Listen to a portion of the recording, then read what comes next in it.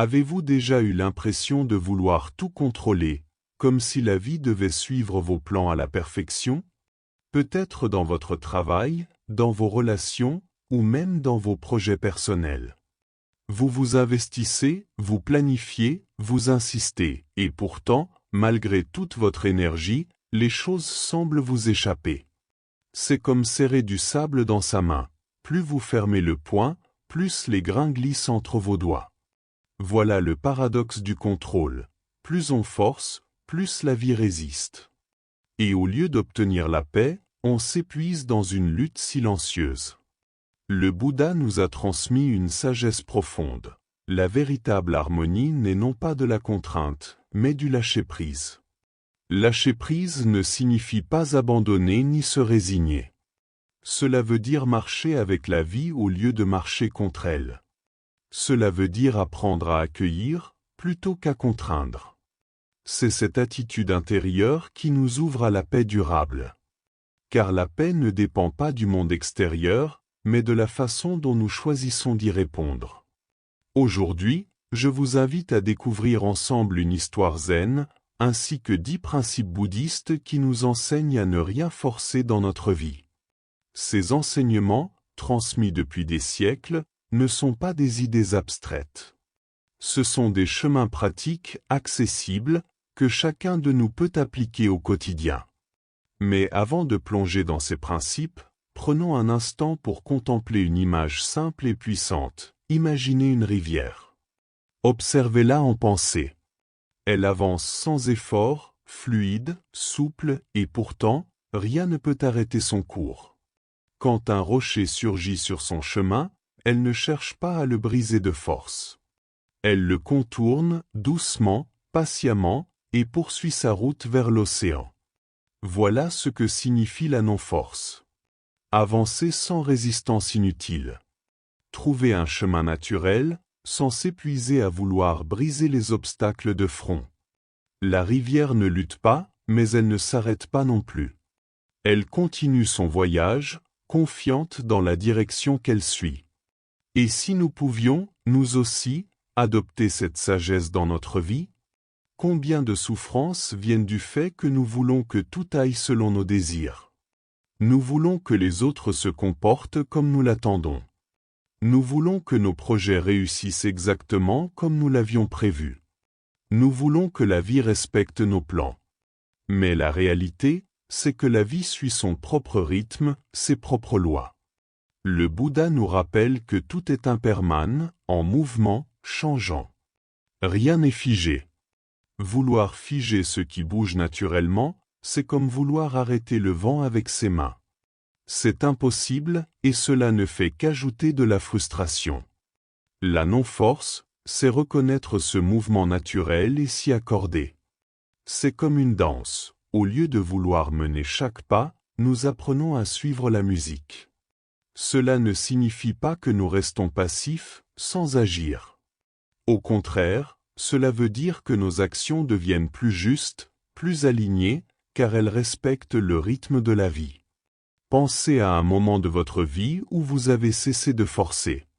Peut-être une relation que vous avez laissée évoluer naturellement, sans pression. Peut-être un projet où, au lieu de vous obstiner, vous avez accepté de prendre du recul. Souvenez-vous de la légèreté que cela a apporté. Souvenez-vous de la paix retrouvée.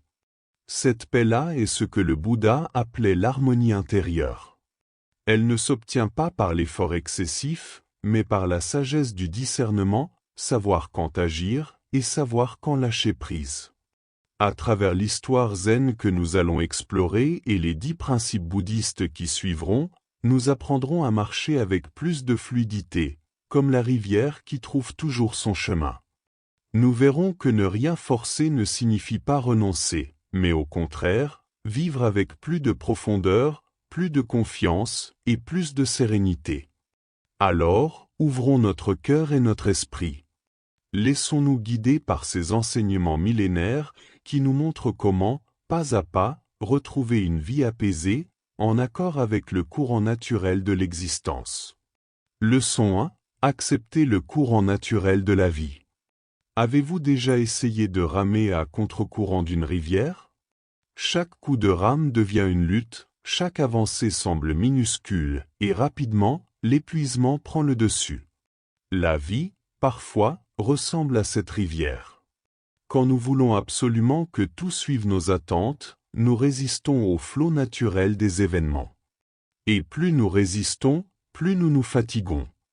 La sagesse bouddhiste nous enseigne une alternative. Reconnaître ce courant naturel et coopérer avec lui, au lieu de le combattre. Cela ne veut pas dire renoncer à nos rêves ou rester passif. Cela signifie plutôt agir avec discernement, avancer avec le flux de la vie, plutôt que contre lui. Imaginez une feuille qui flotte à la surface d'un ruisseau. Elle ne lutte pas, mais elle avance. Elle se laisse guider par l'eau, contournant les pierres, glissant avec aisance. Cette image illustre la pratique de la non-force. Dans notre quotidien, cela peut se traduire par de petites choses. Accepter qu'un retard imprévu devienne un moment de respiration, au lieu de céder à l'énervement. Accueillir le changement d'un projet au travail comme une nouvelle direction, plutôt que comme un obstacle. Ou encore, comprendre qu'une relation suit parfois son propre rythme, sans que nous puissions la presser. Le Bouddha nous a rappelé que la paix vient lorsque nous cessons de nous accrocher à ce qui ne peut être contrôlé. C'est une invitation à nous détendre dans le flux de l'existence, à développer une confiance intérieure. La vie sait où elle nous mène. Comme la rivière qui, malgré ses détours, finit toujours par rejoindre l'océan, nos pas, guidés par la sagesse et la patience, nous mènent là où nous devons aller. Leçon 2. Comprenez la voie du milieu. Si le Bouddha a tant insisté sur la voie du milieu, c'est parce qu'il en a lui-même fait l'expérience. Dans sa jeunesse, il a connu le luxe et les plaisirs sans limite. Puis, lorsqu'il quitta le palais, il a choisi l'extrême opposé, les privations, l'ascèse rigoureuse, les sacrifices corporels. Mais ni l'un ni l'autre ne l'ont conduit à la paix. Il découvrit alors une vérité universelle. Les extrêmes fatiguent, enferment et détournent du véritable éveil. L'équilibre, en revanche, ouvre la voie à la sagesse et à la sérénité. La voie du milieu ne consiste pas à ne rien faire ou à se contenter de la médiocrité. Elle consiste à éviter les excès qui perturbent l'harmonie intérieure. C'est savoir trouver le juste dosage, l'attitude équilibrée entre effort et lâcher prise. Prenons des exemples concrets. Dans notre corps, il est nécessaire de prendre soin de soi, mais sans tomber dans l'obsession du régime parfait ou du sport excessif. Dans notre esprit, il est bon d'étudier, de méditer, mais sans se juger durement si l'on n'est pas parfait dans sa pratique. Dans nos relations, il est précieux de donner de soi, mais sans s'épuiser en se sacrifiant totalement. La voie du milieu, c'est aussi reconnaître que la vie oscille entre plaisir et douleur, succès et échec, lumière et obscurité. Vouloir rester dans un seul côté de la balance est illusoire. L'équilibre vient de l'acceptation des deux pôles, sans s'y attacher. En méditation, cette sagesse se traduit par une attitude simple. Ne pas forcer son esprit à être calme, mais ne pas non plus se laisser emporter par le chaos des pensées. On observe, on accueille, on ajuste. C'est une danse subtile entre discipline et douceur. Appliquer la voie du milieu dans la vie quotidienne, c'est apprendre à marcher sur un chemin où chaque pas est mesuré, ni trop précipité, ni trop hésitant. C'est trouver un rythme naturel, respectueux de notre corps, de notre esprit et de notre cœur. Cette leçon nous rappelle que la non-force ne signifie pas abandonner, mais agir avec équilibre. Trop d'efforts épuisent, trop de relâchement engourdit. Entre les deux, il existe une voie de sagesse, un chemin qui nourrit la paix intérieure et nous rapproche d'une vie harmonieuse. Leçon 3. Accepter l'impermanence. Tout, dans l'univers, est en mouvement. Les saisons changent, la fleur qui s'épanouit finit par faner, les nuages défilent dans le ciel et ne reviennent jamais sous la même forme. Même nos pensées et nos émotions naissent, demeurent un instant, puis disparaissent. Cette vérité universelle, le Bouddha l'a appelée l'impermanence. Nous souffrons souvent parce que nous refusons d'accepter cette réalité.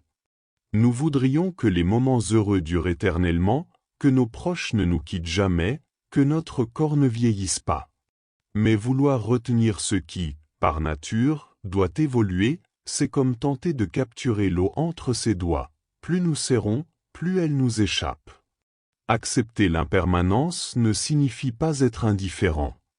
Au contraire, cela nous aide à aimer plus profondément et à apprécier chaque instant avec intensité.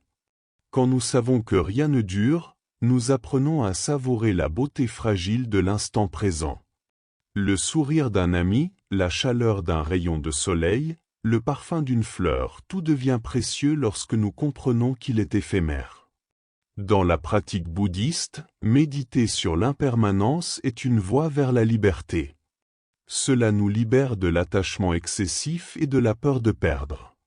En observant simplement nos pensées défiler comme des nuages dans le ciel, nous réalisons que rien n'est figé. Même la douleur et les épreuves ne sont pas éternelles. Elles passent, elles aussi, comme la pluie qui finit toujours par s'arrêter. Ne pas forcer, c'est accueillir ce flux naturel. Au lieu de nous accrocher à ce qui est déjà en train de changer, nous apprenons à dire oui à la transformation. Comme l'arbre qui laisse ses feuilles tomber en automne, nous apprenons à laisser partir ce qui doit partir. Et comme lui, nous faisons confiance. De nouvelles feuilles renaîtront au printemps. Leçon 4. Laisser aller le besoin de contrôle. Une grande partie de notre souffrance vient de ce désir profond de tout maîtriser. Nous voulons contrôler nos résultats, influencer les comportements des autres, prévoir l'avenir dans ses moindres détails. Mais la vie n'obéit pas toujours à nos attentes. Elle a son propre rythme, ses propres lois. Le Bouddha nous invite à reconnaître cette vérité. Certaines choses sont entre nos mains, d'autres non. Ce discernement est une clé essentielle de la sagesse. Nous pouvons agir, donner le meilleur de nous-mêmes, mais nous devons ensuite lâcher prise et accepter le résultat, quel qu'il soit. Imaginez un jardinier. Il plante une graine, l'arrose, prend soin du sol. Mais il ne peut pas forcer la graine à pousser plus vite. Il ne peut pas contrôler la pluie ni le soleil. Tout ce qu'il peut faire, c'est créer les meilleures conditions possibles, puis attendre avec patience et confiance. Dans nos vies, nous avons à apprendre cette même leçon. Faites de votre mieux, mais acceptez que le fruit ne mûrira que lorsqu'il sera prêt. Lorsque nous essayons d'imposer notre volonté à tout, nous nous heurtons à des murs invisibles et générons de la frustration. Lorsque nous relâchons le besoin de contrôler, nous découvrons un espace de liberté et de légèreté. Le lâcher-prise ne veut pas dire abandonner ou manquer d'engagement. C'est une attitude intérieure. Cela signifie, je fais ce qui est juste, mais je n'attache pas mon bonheur à un résultat précis. Cette manière d'agir nous libère d'une grande partie de nos peurs et de nos tensions. Dans la méditation, nous faisons la même expérience. Nous ne forçons pas notre esprit à être silencieux. Nous l'observons simplement, avec douceur, et peu à peu, il s'apaise de lui-même. Dans nos relations, cela se traduit par une plus grande ouverture. Au lieu de vouloir changer l'autre, nous apprenons à l'accepter tel qu'il est. La sagesse bouddhiste nous rappelle ceci. La vie devient plus paisible quand nous cessons de vouloir tout maîtriser. Car, au fond, ce que nous cherchons vraiment n'est pas le contrôle, mais la paix intérieure. Et cette paix se trouve lorsque nous faisons confiance au flot naturel de l'existence. Leçon 5. La patience est une force intérieure. Ne pas forcer ne veut pas dire abandonner, céder ou renoncer à ses rêves. Cela signifie cultiver une qualité trop souvent oubliée dans notre monde moderne, la patience. Dans une société où tout est immédiat, où nous voulons des réponses rapides, des résultats instantanés et des solutions immédiates, la patience peut sembler une faiblesse. Mais en réalité, elle est une force intérieure immense. Pensez à une graine. Lorsqu'on la plante dans la terre, on ne s'attend pas à ce qu'elle devienne un arbre le lendemain. Elle a besoin de temps pour germer, de pluie pour être nourrie, de soleil pour grandir. La graine ne se presse pas, et pourtant, avec patience et constance, elle finit par devenir un arbre majestueux. Nos efforts sincères ressemblent à cette graine. Parfois, nous avons l'impression que rien ne change, que nos efforts sont vains. Mais la patience nous rappelle que chaque geste, chaque pas, chaque instant compte. Tout mûrit à son rythme. Dans le bouddhisme, la patience est considérée comme une vertu essentielle, au même titre que la compassion ou la sagesse. Elle nous protège contre la colère, la frustration et le découragement. Elle est cette force tranquille qui nous permet de persévérer, même quand les résultats semblent lointains. Être patient, ce n'est pas rester passif. C'est agir avec confiance, tout en acceptant que les fruits viendront quand le moment sera juste. C'est un peu comme attendre l'aube. Nous ne pouvons pas accélérer le lever du soleil, mais nous savons avec certitude qu'il viendra. Dans notre vie quotidienne, pratiquer la patience signifie accepter les retards, les obstacles et les imprévus sans perdre notre paix intérieure. C'est reconnaître que la vie suit son rythme, et que parfois, ce rythme est différent du nôtre. Plus nous apprenons à être patients, plus nous développons une stabilité intérieure qui nous protège des tempêtes de la vie. Leçon 6. La pleine conscience transforme la lutte. Notre esprit est souvent agité. Les pensées surgissent sans cesse, comme des vagues qui frappent le rivage. Lorsque nous voulons à tout prix les faire taire, nous ne faisons qu'ajouter une lutte intérieure supplémentaire. Plus nous essayons de contrôler notre esprit, plus il nous échappe. Le Bouddha nous a transmis une pratique précieuse, la pleine conscience. Elle consiste à observer nos pensées, nos émotions et nos sensations, sans les juger, sans chercher à les repousser ou à les retenir. Simplement les regarder passer, comme on regarde les nuages défiler dans le ciel. Imaginez que vous êtes assis au bord d'une rivière. Les pensées sont comme des feuilles qui flottent à la surface de l'eau. Au lieu de plonger pour les attraper ou de les repousser, vous les laissez simplement s'éloigner avec le courant. C'est cela, la pleine conscience, observer sans s'attacher. Cette pratique transforme notre rapport à la lutte intérieure. Au lieu de combattre nos pensées, nous apprenons à coexister avec elles. Peu à peu, nous découvrons un espace de calme au cœur même du tumulte. La pleine conscience nous ramène à l'instant présent. Elle nous libère du poids du passé et des inquiétudes liées à l'avenir. Elle nous apprend à habiter pleinement chaque moment, à goûter la vie telle qu'elle est ici et maintenant. Dans la méditation, cette attitude est essentielle. Si l'esprit vagabonde, on ne le gronde pas, on le ramène doucement à la respiration. Si une émotion douloureuse surgit, on ne la nie pas, on l'accueille avec bienveillance, puis on la laisse s'apaiser d'elle-même. Mais la pleine conscience n'est pas réservée à la méditation. Elle peut s'appliquer dans nos gestes quotidiens, marcher en ressentant chaque pas, manger en savourant chaque bouchée, écouter quelqu'un avec une présence totale. Ces instants simples deviennent des portes vers la paix intérieure. En pratiquant ainsi, nous cessons de forcer notre esprit à être calme. Au lieu de cela, nous créons les conditions pour que la sérénité émerge d'elle-même, comme un lac qui retrouve naturellement sa clarté lorsque le vent se calme. La pleine conscience est donc une clé pour transformer la lutte. Elle nous apprend que nous n'avons pas besoin de tout contrôler, pas même notre propre esprit. Il suffit de rester présent, attentif et bienveillant. Alors, peu à peu, la paix se déploie en nous, et nous découvrons la liberté d'être simplement là, pleinement vivant. Leçon 7. Reconnaissez l'interconnexion. Dans le bouddhisme, un enseignement fondamental est celui de l'interdépendance. Rien n'existe isolément. Tout ce que nous voyons, tout ce que nous vivons, est le fruit d'un enchaînement de causes et de conditions. C'est ce que l'on appelle le pratyasamudda, ou la coproduction conditionnée. Imaginez une fleur. Pour qu'elle s'épanouisse, elle a besoin du soleil, de la pluie, de la terre fertile, mais aussi des insectes qui pollinisent, de l'air qui transporte les graines, et même du temps qui permet à tout cela de se produire. La fleur que nous admirons n'est pas seule.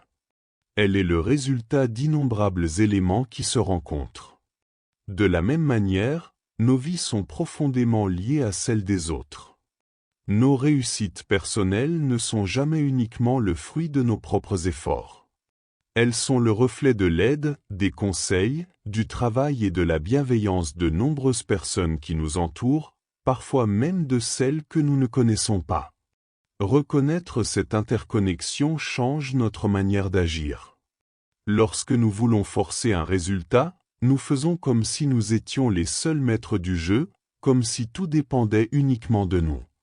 Mais en réalité, chaque action que nous posons est reliée à d'innombrables autres facteurs. Par exemple, dans un projet professionnel, nous ne pouvons pas tout contrôler.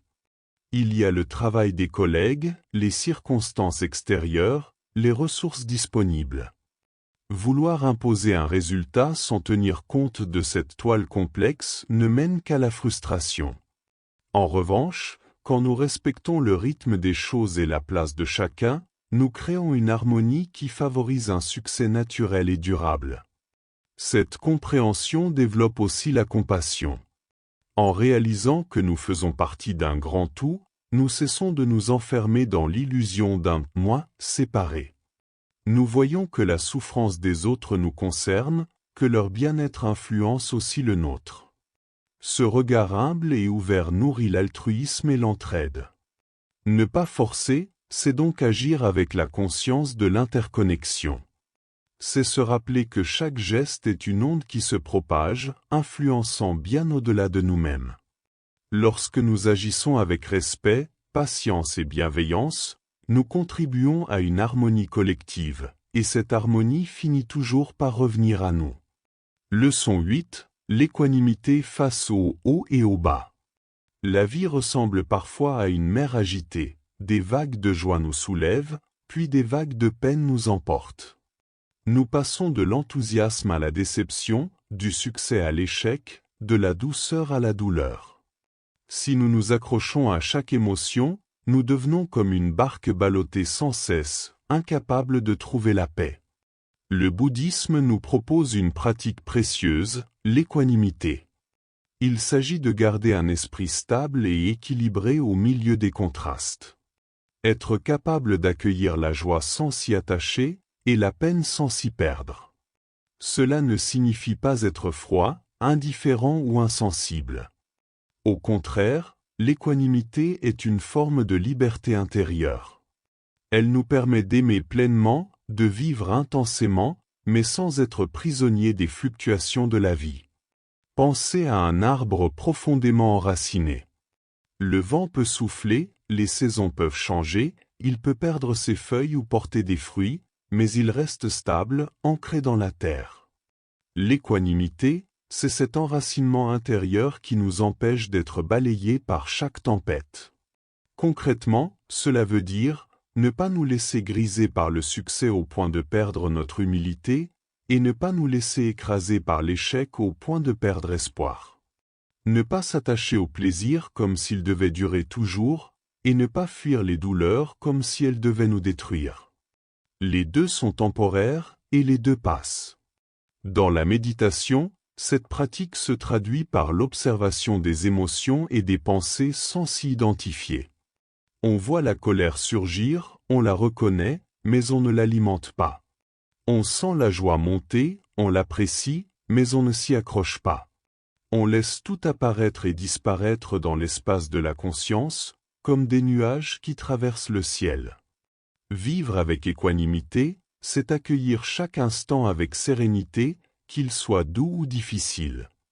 C'est comprendre que la vie est faite de contrastes et que notre paix ne dépend pas de ce qui arrive, mais de la façon dont nous choisissons d'y répondre.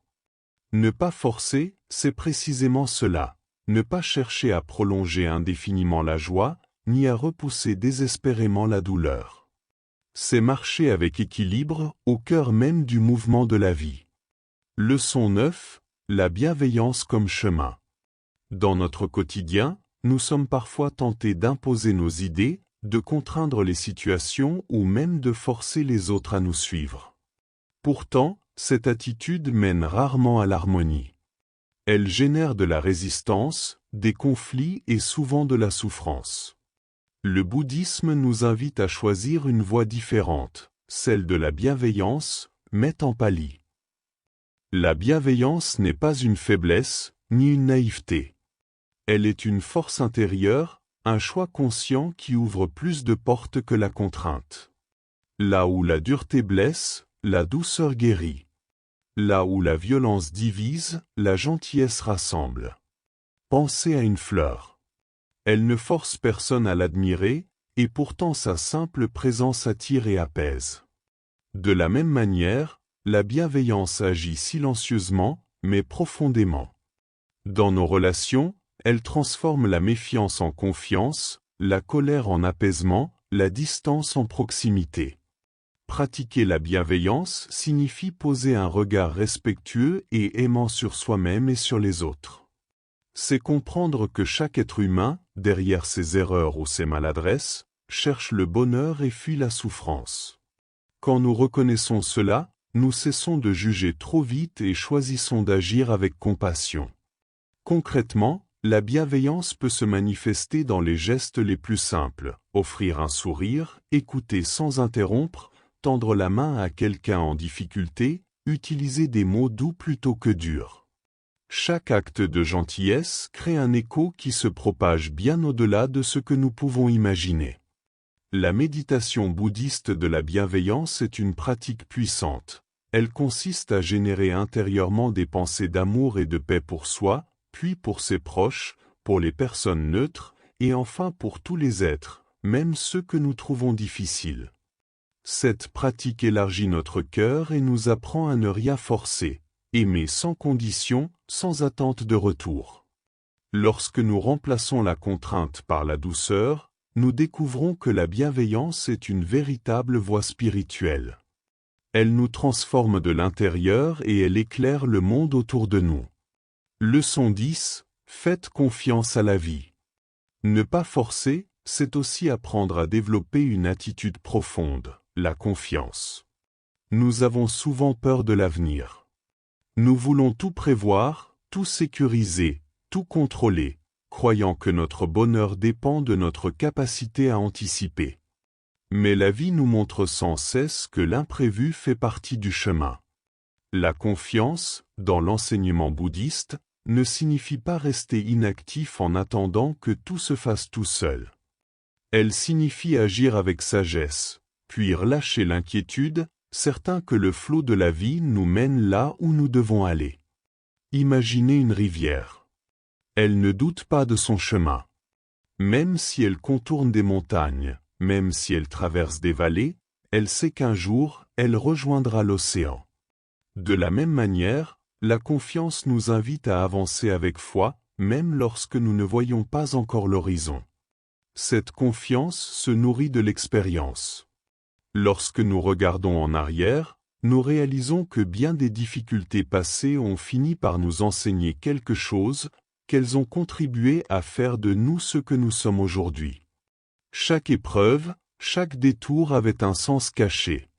Faire confiance à la vie, c'est accepter que nous n'avons pas toutes les réponses et que ce n'est pas nécessaire. C'est marcher pas à pas en cultivant la patience, la gratitude et l'ouverture. Dans la méditation, cette confiance se manifeste par le fait de s'asseoir simplement, de respirer et de se laisser porter par l'instant présent.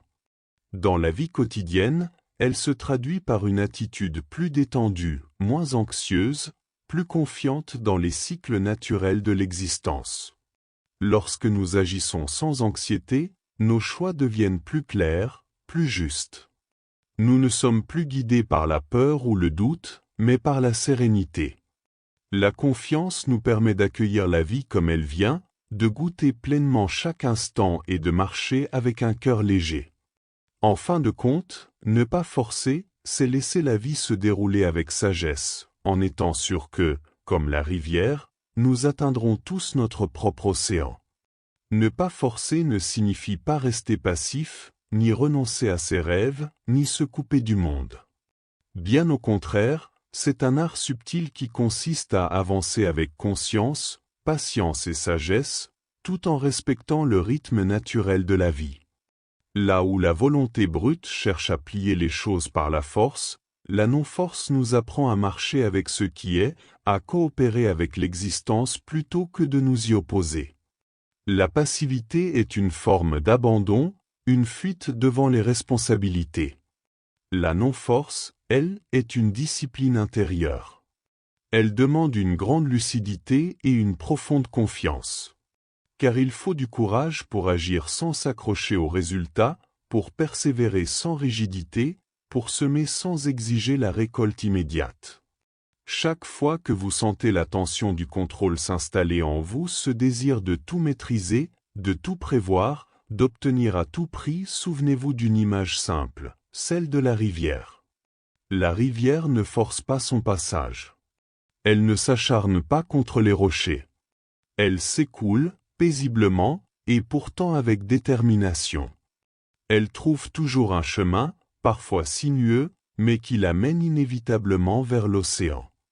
La non-force, c'est cette capacité à avancer avec fluidité. Cela ne veut pas dire que les obstacles disparaissent, mais que nous apprenons à les traverser autrement, avec souplesse, adaptabilité et confiance.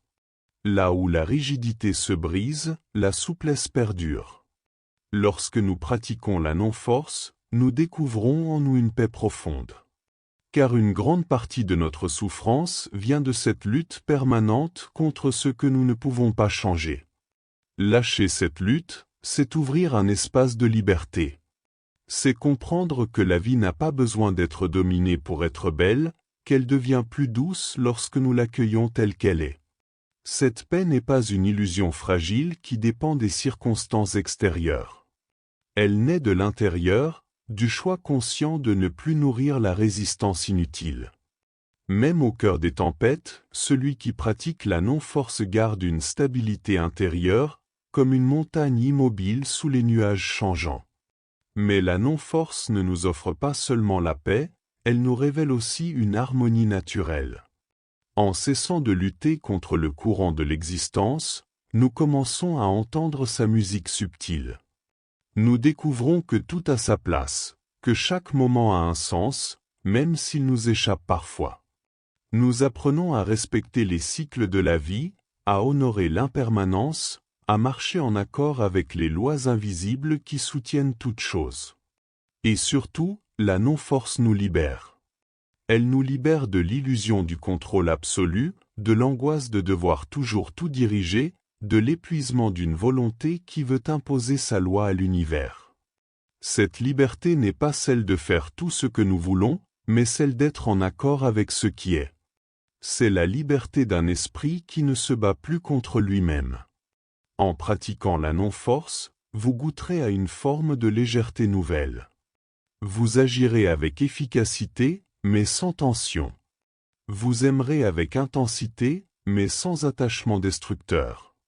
Vous avancerez avec confiance, mais sans rigidité. Vous découvrirez que la vraie puissance ne réside pas dans la contrainte, mais dans la capacité à coopérer avec la vie. Souvenez-vous donc, la rivière n'a pas besoin de forcer pour atteindre l'océan. Elle suit son cours, patiemment, et pourtant rien ne peut l'arrêter.